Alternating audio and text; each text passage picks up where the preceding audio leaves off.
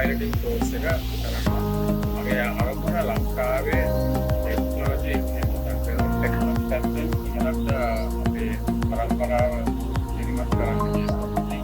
මම දකිනවා මේ ආයතනයේ වෙන මේ ට්‍රේනින් එක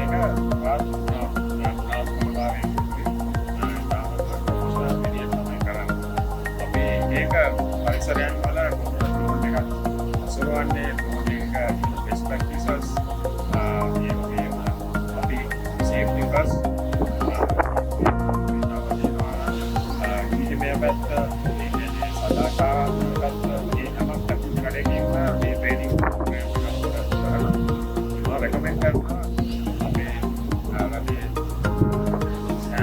වයසක මාර්කට් උදාහරණයි මේකට වෙලා තියෙන්නේ මගේ වයස 56යි මාත් ඒකට